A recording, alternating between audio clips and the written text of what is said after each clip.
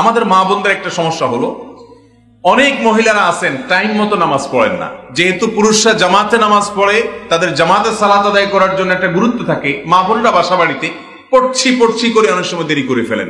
নামাজকে দেরি করতে করতে অনেক সময় দেখা যায়, বিশেষ করে গৃহস্থলী কাজ কাম করতে করতে, জোহরের সালাত আদায় করতে করতে 2টা, 2:30, 3টা পর্যন্ত বেজে যায়।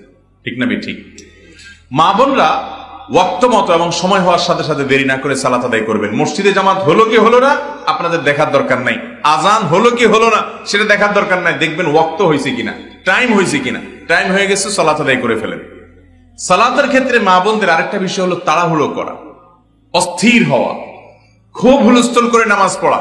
যার নামাজ যত ধীরে হয় সে তত ভালো নামাজি, সে তত ভালো মুত্তাকি এবং পরহেজগার মানুষ। সেজন্য মা বোনদেরকে আমি বিশেষভাবে বলবো, নামাজ হবে খুব ধীরে ধীরে, রুকু হবে অনেক লম্বা সময় নিয়ে, সুবহান রাব্বিয়াল আযীম খুব